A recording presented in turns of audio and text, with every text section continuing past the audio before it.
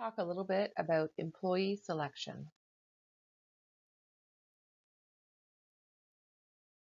We've already defined what the selection process is. That's the process of choosing individuals who have the relevant qualifications to fill an existing or a projected job opening. It's important to remember that we have to begin with job analysis to understand all the elements of the job description and job specifications before we start the selection process. We also want to consider the employee profiles. There are two selection considerations. There's the person-job fit and the person-organization fit. The person-job fit is pretty straightforward. We want to look at the compatibility between the applicant's capabilities and the job requirements. Just what we just talked about, looking at the job analysis and job description. Are they a good fit for the job? The more complex piece that we're trying to determine through the selection process is the person-organization fit. How compatible are they between them and our organization, our corporate culture? It's important to know how well they're going to fit because of the need for teamwork and flexibility in today's workplace. Part of the initial screening process is taking a look at your application forms. As we've already noted online this week, the application form can be an online application where you're going right into their HRIS system electronically and using things like drop-down menus to fill it in. It may be a hard copy application form or maybe a combination of the two.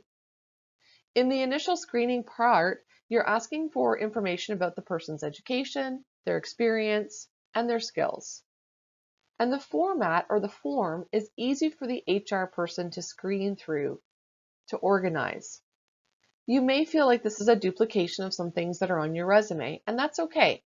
You're basically making the HR person's job easier by giving the information in the same format.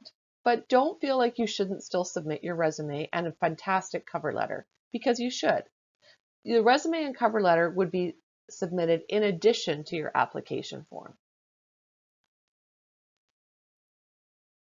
As part of the initial screening, the HR person is going to look at your application as well as review your submitted cover letter and your resume. They're going to conduct an internet check to see what they can find out about you online, and typically they'll do a quick telephone screening. You might be saying, say what? What do we mean by a telephone screening? More on this in just a minute. It's important to note that all the way through the selection process, we're trying to obtain information that is reliable and valid. What do we mean by those terms, reliable and valid? Well, reliability talks to the degree to which the interview, any employment test, and any other selection procedure yields comparable data over time. So reliable data. That's typically why we conduct more than one interview with you. We want to see if we're getting the same data time after time, which is why you may also get the same questions when you come in for the second interview that you got in the first interview. Do you provide the same answers? So that's the reliability piece. The second piece is the validity piece, the degree to which a test or the selection procedure measures your skills and attributes. It has to be valid because we only want to be measuring things that are valid for the position that you're applying for. For instance, you wouldn't ask someone to lift up a box that weighs 50 pounds if that's not part of the job that they're going to be doing. That would not be a valid test, a valid measurement of your attributes and skills relative to this position. However, if I'm going to be working in a warehouse and that's going to be part of my job, it would be normal for me to ask for you to do such a task to measure your attributes and skills. In that case, it would be a valid measurement.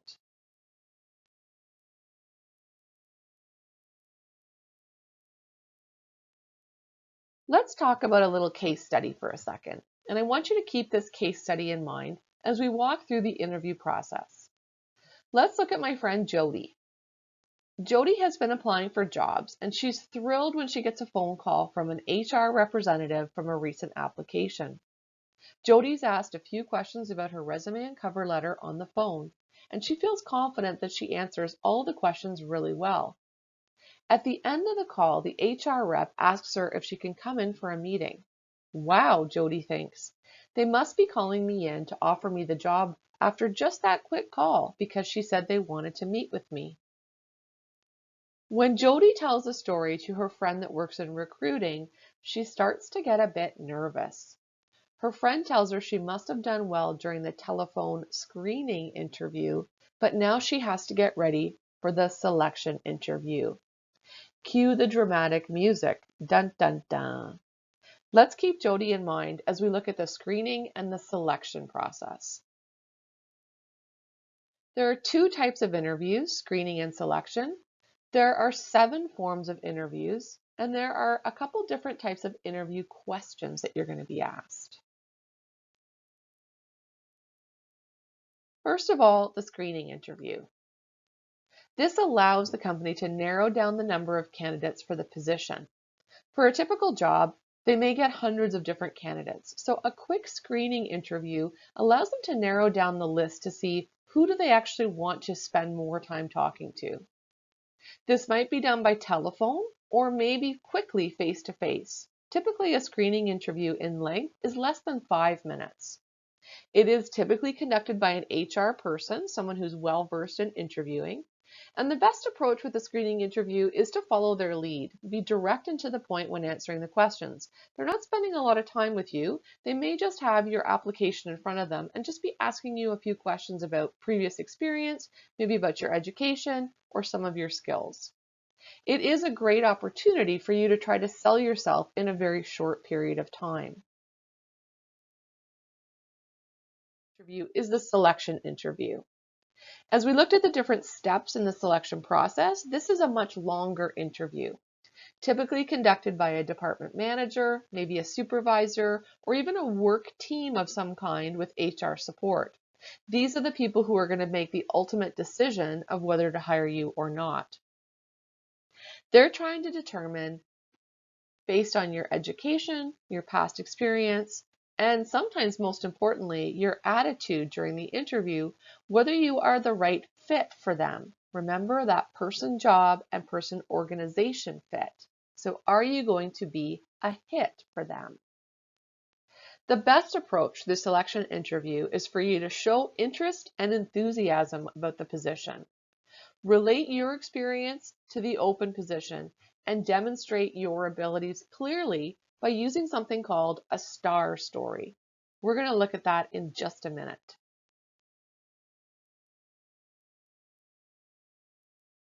There are different forms that an interview can take. So regardless of the type of interview, screening or selection, the form can be any of these: a telephone or Skype interview, or even a Zoom call, structured or unstructured, panel, group, sequential, and stress.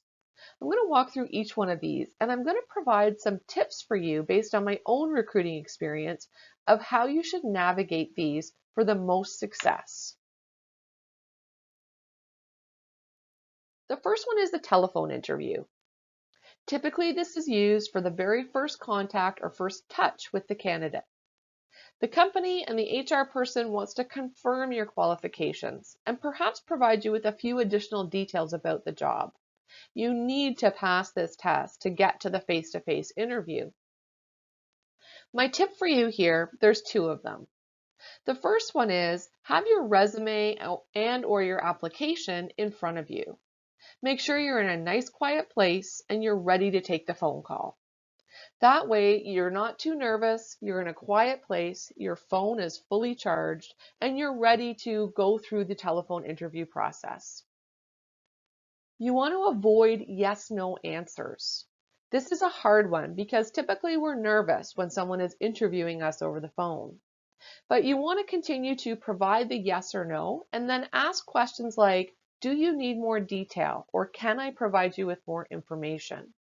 That gives you an opportunity to continue to sell yourself, and where they need more information, they'll give you those cues. Probably the number one question I get asked when I'm talking about telephone interviews is, what do I do if I get the telephone call when I'm not expecting it? So let's say you're in line at Walmart, you're standing in line to go to the movies, there's a bunch of screaming kids around you, and you pick up the phone unexpectedly and it's someone who wants to spend a couple minutes with you doing a quick telephone screening interview. My advice to you is let them know it's not a good time. Ask them for 10 or 15 or 20 minutes to get yourself into a quiet place with your resume in front of you before you take that phone call. The worst thing you can do is be in a bad place to take the phone call where you're really not fully able to concentrate on the questions and your own answers, and you're not able to sell yourself well. The other option is let the call go to voicemail.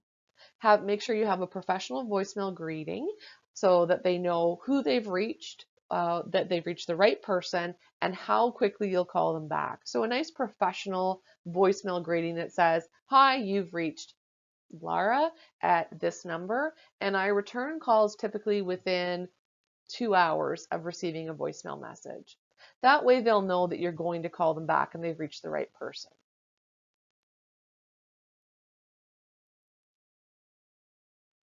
The second form that an interview can take is a very structured interview.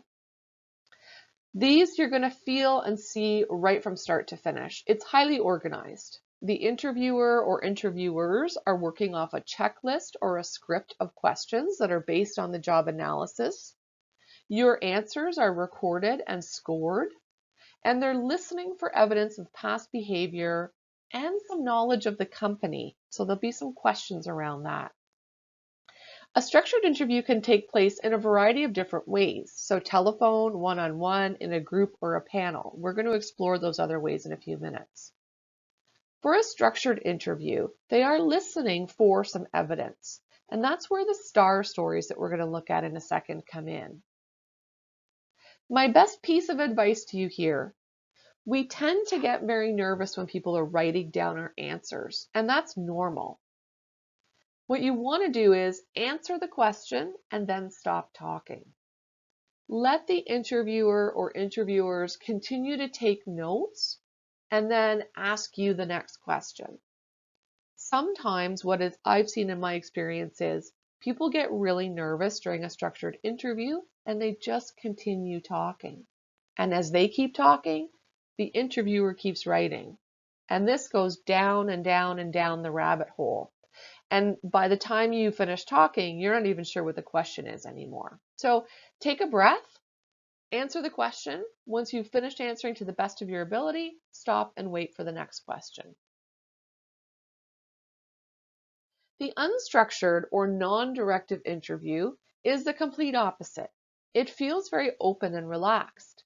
The questions are very broad, and you are encouraged to talk and share a lot of past experience. We call these more open-ended questions. This allows you the opportunity to bring your personality to the table and to demonstrate how you are the best person for the job. A lot of the selection processes use a mix of these structured and non-directive interviews, and then they compare how you did to see about the reliable data piece that we covered at the beginning. We want to see if you're answering the same questions in the same way, whether it's a very structured type format or whether it's non-directive or unstructured. Again, we want to make sure that we're hiring the same person that we saw in the first interview, and as well as in the second interview and even in a third interview. So we're looking for that key reliable data. So even though it's non-directive or unstructured, or it feels very open and relaxed, my hint or tip for you here is never forget that you are being interviewed. So continue to be your best self and answer the questions directly, providing as much detail as you can to demonstrate how you are the best person for the job, and continue to show enthusiasm for the job and for the company. The panel interview is an interview where you're sitting across from anywhere from 2 to 6 people interviewing you. Everyone may ask you questions, but they may not. There may only be 1 or 2 key people that ask you questions, but typically most of them are taking notes, writing down your answers, recording them for future discussion. The challenge here is to keep eye contact with everyone who's in the group. This can be tough when there's 6 people who are sitting at the table with you. My tip for you here is, when you're asked the question, start your eye contact with the person who asked you the question. Then as you're answering, look at all the other people while answering and remember to turn your gaze back to the person who posed the question before you finish your answer. You may ask, why is this important? Well, eye contact is a good indicator of your openness and your willingness to answer the question. So sometimes in a panel interview, we may try to mess you up a little bit by only having maybe 2 of the 6 people directly asking you a question. There might be 4 people sitting there who never ask you a question. Human nature is to start to disregard those people and feel that perhaps they are not decision makers. But remember, in a panel interview, everyone has an equal say. No one is there just because they had nothing to do that day. Everyone is a decision maker, and perhaps the person who's not asking you questions might even be the primary decision maker and your future boss. The group interview, which is becoming much more common today, and some of you may have experienced this before. This started originally in retail. Big companies like Walmart and IKEA started something called the group interview, where we interview 2 or more candidates at the same time, and you're in the room with your competition. Sometimes we ask you to do something where you have to work to solve a problem as a group. For instance, a case study or a challenge of some kind, a puzzle. Think a little bit like Survivor. In this format, what companies are looking for is we're looking for team players. You are seeing the competition as you're in the room with them. And my best tip for you here is be yourself. That sounds easy, but the company is not looking for the person who's going to take over the situation and dominate the discussion. They are looking for you to communicate for sure and to discuss your ideas and share those ideas with the team. But if you're typically an introvert or someone who doesn't like necessarily taking over the situation, don't feel that you have to be someone that you're not in this format of interview. The other tip I would give you about the group interview process is when you're asked a question, if you're all asked the same question. So for instance, I ask, tell me a little bit about yourself. Make sure that you think of your answer and get it locked and loaded so that if you're the 3rd or 4th person to answer, you're not simply answering a watered down version of what they've already heard from the first 3 people. So try to block out the other people answering and give them your answer when your time comes. The sequential interview is a format where a candidate is interviewed by multiple people, one right after the other. So let's say you come in the morning, you meet with the HR person, and then once you've finished with the HR person, perhaps there's a delay or maybe not. Maybe you move right into a group interview where you're with your competition. And if that goes well, perhaps then you've got a small panel interview at the end. This can be a mix of structured and unstructured. And again, the company is looking for reliable data. So by putting you through a sequential interview process, they're going to compare notes at the end. So sequential interview can be sequenced over a day or over a few days or even over a few weeks, where we're interviewing you by multiple people, typically right after each other though. The stress interview is a less common interview form, but it is definitely a type of questioning that we have used and do use out there in the workplace today. You may have heard of some of these, where you're asked what we call relatively obscure questions. We try to stay away from those ridiculous questions that you've probably heard of, like if you were a tree, what kind of tree would you be? Or if you were a flower, what kind of flower would you be? But you may get questions about how you react in certain unusual situations. For instance, let's say I ask you a question about when you're driving down the 401, for instance, the major highway here, and you're in a car and you're traveling 100 kilometers an hour, and there's a helium balloon beside you in the car. When you hit the brakes, where does that balloon go? Think about that for a second. What's your reaction to that question? There is no right or wrong answer to these questions. The idea is to see, how do you face a challenge? What's your thought process in an unusual situation or line of questioning, and how do you respond? So the best answer for these questions is really the first thing that comes to mind. Does the balloon go in the back seat? Does the balloon hit the windshield? I don't really know. But the idea here is you might want to laugh even because it's kind of an unusual question to get. But they want to see, how do you respond in a stressful situation? Because guess what? The workplace is stressful and you're going to get thrown curveballs once in a while where a customer or a coworker puts you in a situation or challenges you and asks you something that you've never heard before. And we want to see, how do you perform in that situation?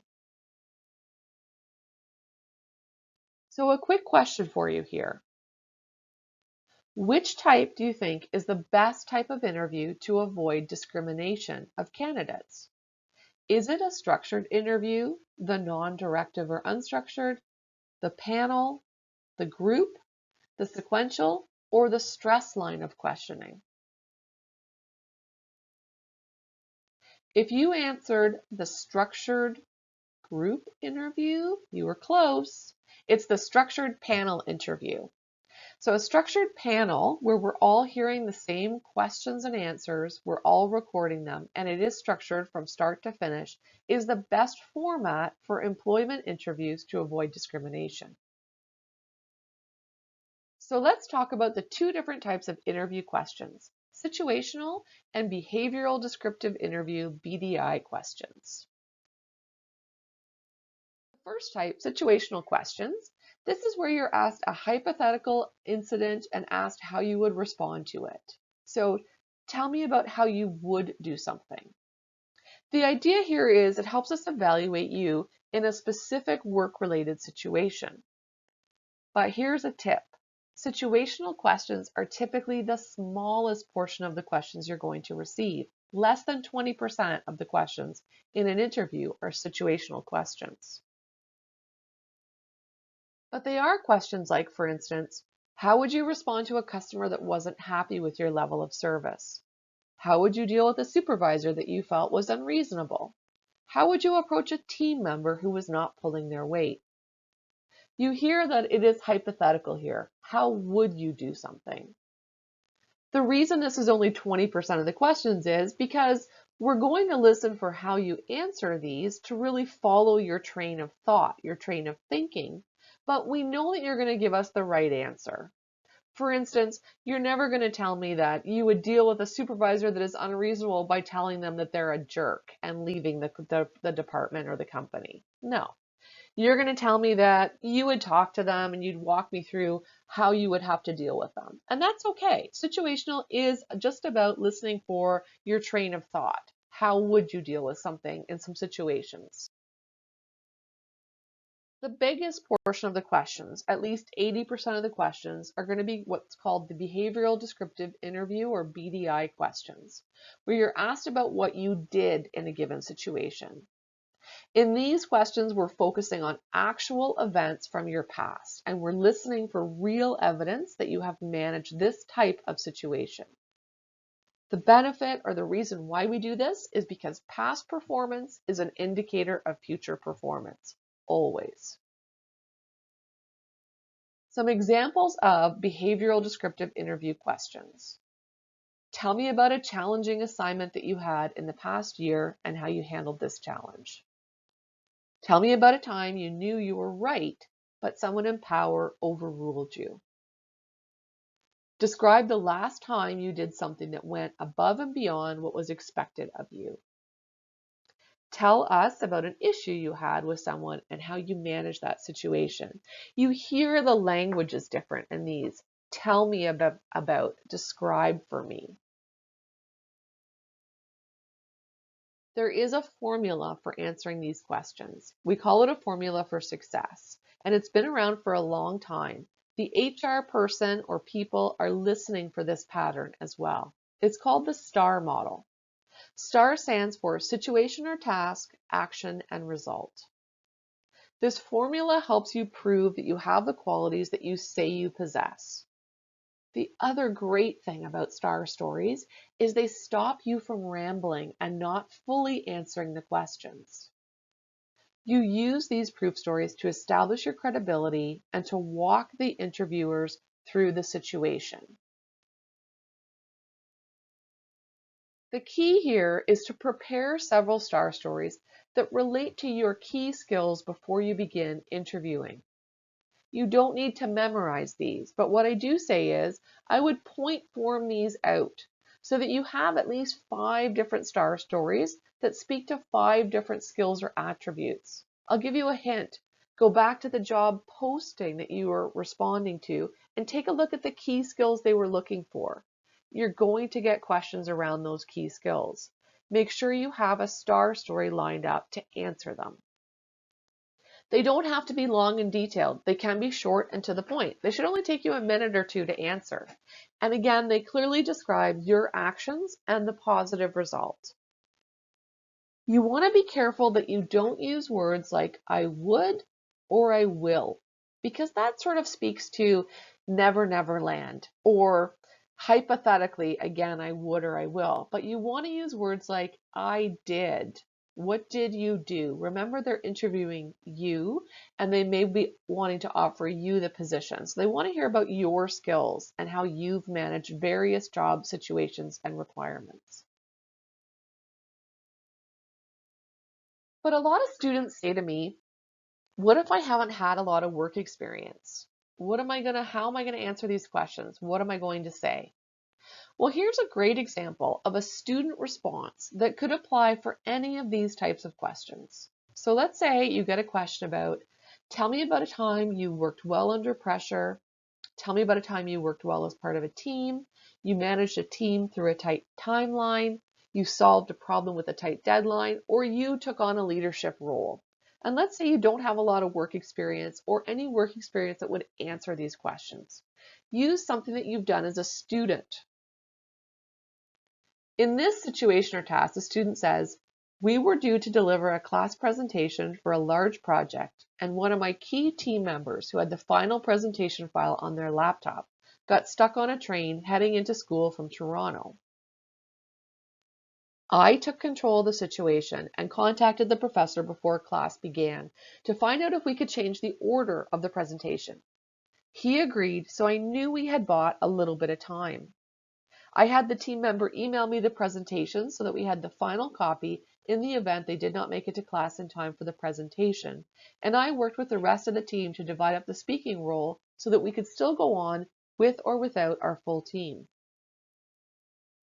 Our team member didn't make it to class for the start of the presentation, but we went on without him. I admit we may have been a bit rough around the edges, but it was warmly received. Our team member managed to get there for the last 10 minutes to answer questions. In the end, the professor was really impressed by our teamwork, professionalism, and perseverance, and we ended up with a great mark. That took me about a minute and a half to walk you through that STAR example. It's also a great way, as you're going to see in here, to hear the I statements. I took control. I contacted the professor. Again, the interviewer wants to hear about what did you do. So this is a great way to do that. So STAR stories don't have to be all work related. If you've ever been part of a sports team, if you've ever navigated a personal challenge of any kind, those can be used as examples of STAR stories. Again, it's just past behavior equals future behavior. So what have you done in the past that proves that you have these skills? They are all about proof. I would recommend, at the very least, that you start to develop STAR stories around some key skills and attributes that all employers are looking for. Things like working under stress and pressure speaks to your composure. We're always going to be asking you questions about working in teams and group work tasks. Questions around leadership skills that again speak to teamwork and taking charge when you have to. Questions around time management and how you organize your time. Unfortunately, we all have to deal with difficult people, so we'll ask you questions around conflict. Questions around dealing with risk get to how do you deal with really tough challenges where you don't know the right answer. You'll get questions around problem solving, which speaks to your perseverance and sometimes creativity. And last but not least, interpersonal skills, which speak directly to your communication.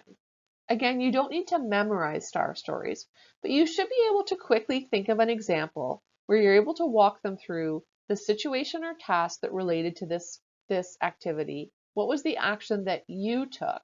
And what was the positive end result?